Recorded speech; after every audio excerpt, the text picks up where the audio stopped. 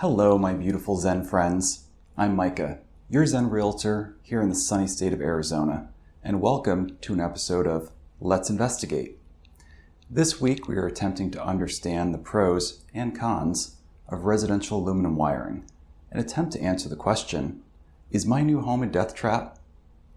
Let's investigate.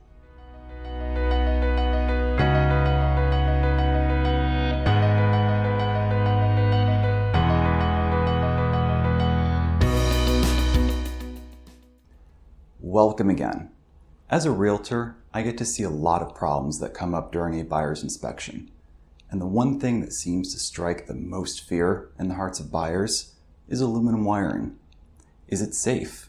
Will my home burn down? Do I need to replace all my wiring? What do we do now? This almost defeatist attitude usually comes from a place of misunderstanding. So this week, let's investigate the history, use, and remediation of aluminum wiring and determine whether it's a deal breaker for you. Before we get to the history of aluminum wiring, let's first take a look at what aluminum wiring actually is. Most of us are familiar with general stereo wiring, often made of copper. Most applications you've probably seen are of this type. Aluminum wiring, on the other hand, has some properties which make it great for some applications, but poor for others, such as radios or general small appliance wiring. Aluminum is less conductive than copper. However, aluminum is also less dense. This means that even though you need a larger gauge aluminum wire to carry a comparable current to copper, it weighs less. Worded another way, bare aluminum wire with the same current capacity as copper wire would weigh half as much. This has made aluminum wiring favorable in long-distance transmission lines. It's lighter and often cheaper when compared to copper. Aluminum wiring has been in use since the late 1880s for distributed power lines. It didn't begin to enter American homes until the early 1960s. To understand why, we have to take a glimpse at post-World War II America at the time. Post-war, the economy boomed, as did babies. Remember the term baby boomers? Well, after two horrific world wars, there was a feeling of stability in America that drove more and more Americans to suburbia and expansion into the West and Southwest. The housing market responded accordingly, and the demand for larger homes exploded.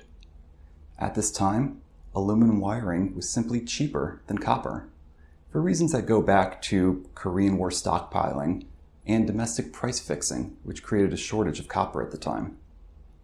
Transmission line aluminum alloy wiring was then made smaller for home use and continued until problems arose in the late 1960s, where poor workmanship and poor understanding led to home fires resulting from this type of wiring.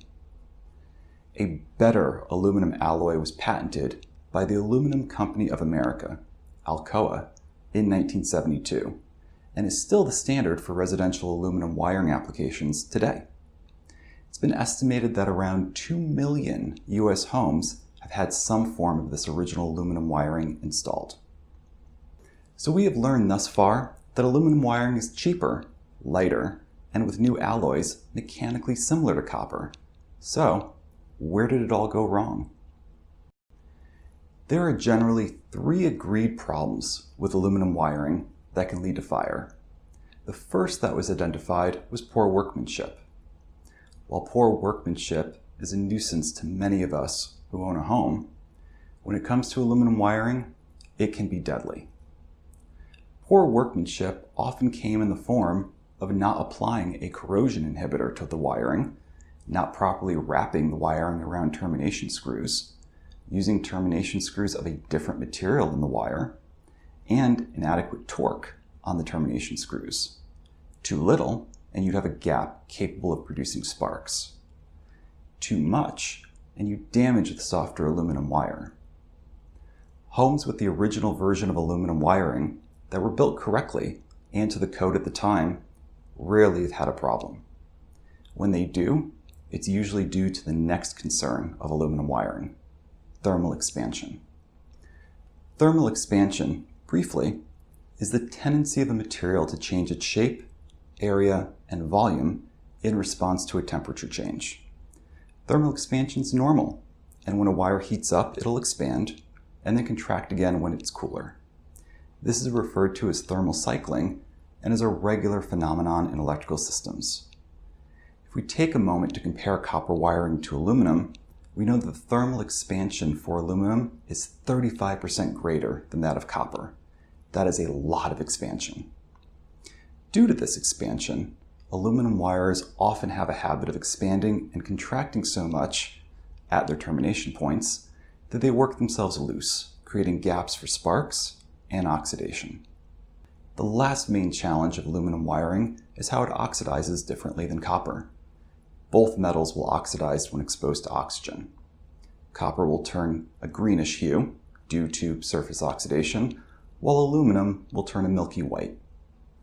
This new coating on the ends of the wiring can act as an insulator. The now poorer connection can cause the wire to heat up, and if it heats up enough, it can catch fire. The difference between the two wires? Aluminum will oxidize faster than copper.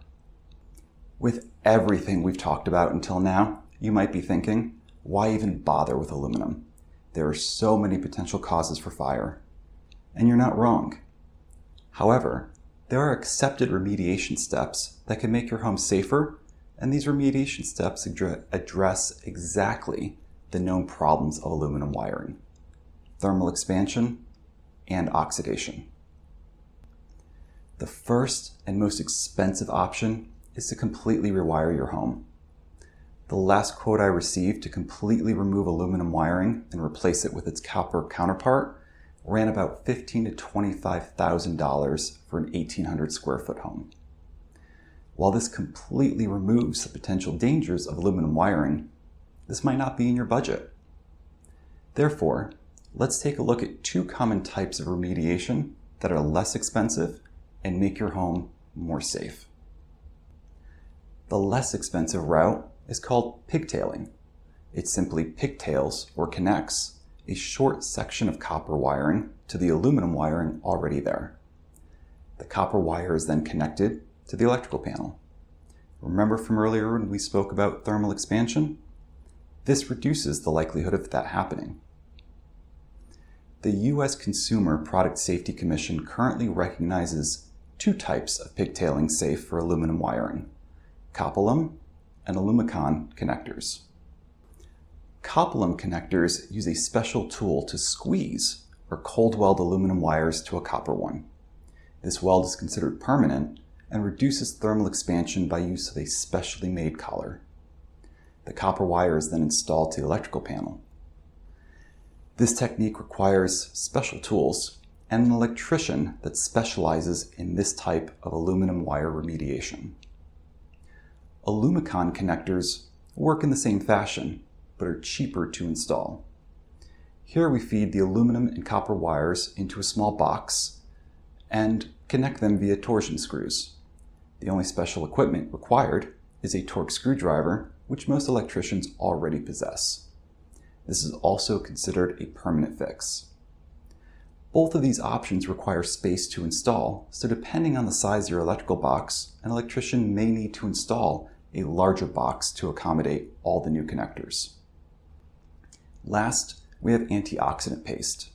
This isn't a permanent fix, but rather a general maintenance fix that should be performed regularly, every few years or so. Antioxidant paste does a few things to maintain your already existing aluminum wiring. As the name suggests, it first contains suspended zinc particles that inhibit the oxidation of the aluminum wire in the first place. It also allows for electrical conduction, so even if a small gap forms, it isn't insulating. Last, it can actually keep aluminum wiring cooler, which prevents that thermal expansion we spoke about earlier. Really, antioxidant paste should be used at all aluminum wire connections and works with the Alumicon type connectors we've already spoken about. Now here comes the general disclaimer. With all of my degrees and skills and knowledge, I am not an electrician, and since you're watching this video, you probably aren't one either. When you come across aluminum wiring during your home inspection, your best recourse is to be armed with information, like the information in this video, and then hire an electrician to come out and inspect workmanship and the general condition of your wiring. In the end, it is your decision as to whether you're okay with aluminum wiring in your home. Well, my friends, today we've gone over the use, history, and remediation of aluminum wiring in residential homes. Can aluminum wiring be dangerous? Yes. Can it be made safer? Also, yes. Is your new home a death trap? Probably not. But only a licensed electrician can help you decide that. Remember, over 2 million homes in the US have some form of aluminum wiring installed, and each home is different. I hope you enjoyed this episode of Let's Investigate. Happy house hunting, and I'll see you next time.